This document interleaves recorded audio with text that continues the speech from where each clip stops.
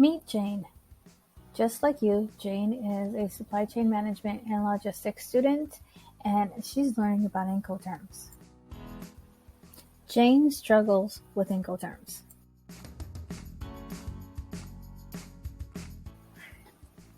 There are 11 Incoterms, and she never knows which one she's supposed to use.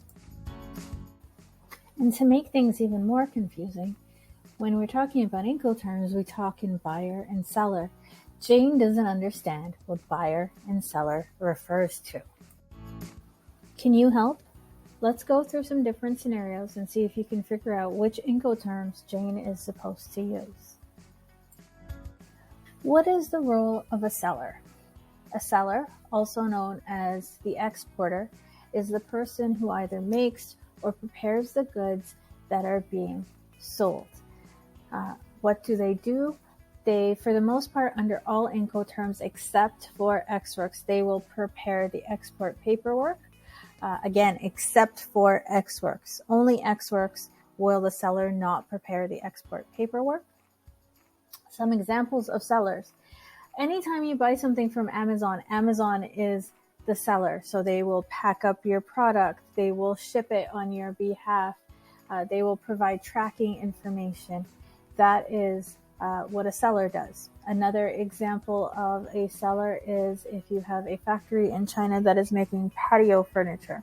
When you, as a big box retailer, go to purchase that, they are selling you the furniture. So they will make sure it's assembled or packaged correctly, put into the boxes, loaded into the container, that sort of thing. That is what a seller does. They sell the product. They are also known as an exporter. So what is the role of the buyer? Well, the buyer is the person who imports the goods. So the buyer is also known as the importer. They will bring in the goods for sale in a local market. What they do is they prepare the import paperwork with the exception of delivered duty paid, DDP, because that's the only one where the seller will actually do the import duties as well. Some examples of who a buyer is. You are a buyer. Whenever you order something from Amazon, you have a need for something, you hop on the internet, you place an order, and you pay for it, and then that order comes in. So you are a buyer. Also, another example is Walmart. When Walmart orders patio furniture from that factory over in China, they are the buyer for that patio furniture. So they have a need, they place an order, they work out what the costs are going to be and who's going to pay for the transportation. Jane has a client who's shipping cameras CPT to Venezuela. She wants to know who is going to select the freight forwarder and pay for the ocean freight charges. So she's come to Jane. Who should be responsible for these charges? When we take a look at the CPT chart, we see that the seller's responsibility is all of the costs up until the destination port, including the main carriage. So when a client comes to you and says, hey, I'm shipping CPT, but I don't know who's responsible for the ocean freight charges and selecting the freight forwarder, because the chart is saying that the seller is responsible for all of the costs up until the destination port, that means that the seller would be responsible for selecting the freight forwarder and paying the ocean freight charges. When the container is offloaded at the consignee's door, consignee means that it's reached final destination now. Jane's client sees that there are 8 pallets that are damaged. So she gives Jane a call to find out who's going to bear the loss for that. So again, we're at the consignee's door, we're at destination, they're offloading the container and they find 8 damaged pallets. Her client is really worried because they don't know who's supposed to pay for that loss. Is it the buyer or the seller? Since we're talking about damaged freight now, we're going to talk about the risk.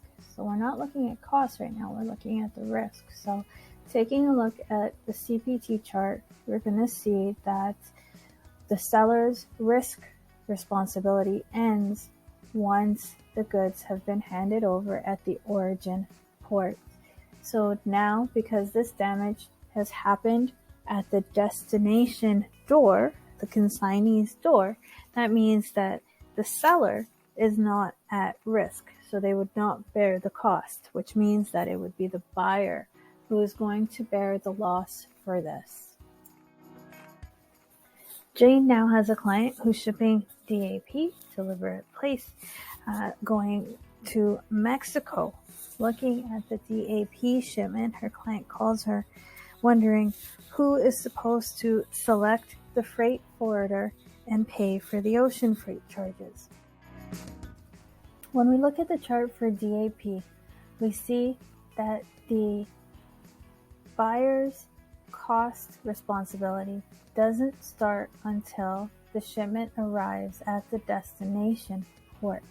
That means that the person responsible for paying for the ocean freight charges will be the seller. Jane has a client that's shipping Xworks EXW to London, and they want to know who will be responsible for the ocean freight charges.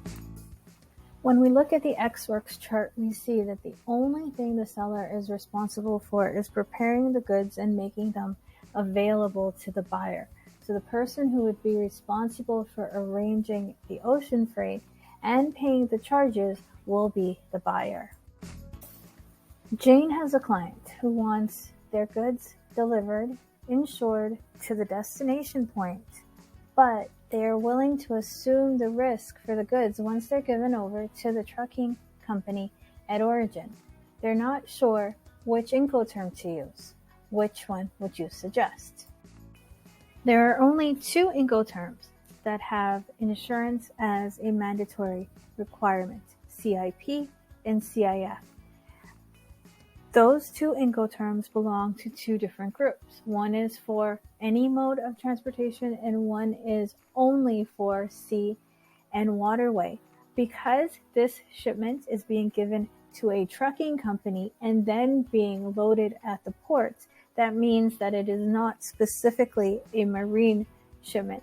So that would limit the option down to CIP. So Jane should suggest that this shipment move under CIP Incoterms. Jane has a client who would like to have the seller deliver the goods to the trucking company at origin. The buyer will accept the risk and the costs for the goods once they are in the possession of the trucking company, and they will make all of the arrangements to bring them to destination. What Incoterm do you suggest they use? Again, because we know that this is using multiple modes of transportation, we're going to look at any modes of transportation, and we're going to select FCA. So this is as soon as the seller hands over the goods to the trucking company, they no longer have any risk or responsibility or cost for the shipment. The buyer will take on all of those costs and the risk involved. That made it so easy. Thank you so much for all your help. Some things you should remember when you're going through your Incoterms and trying to figure out which Incoterm to apply to which scenario. Remember, there are 11 Incoterms broken into 2 groups.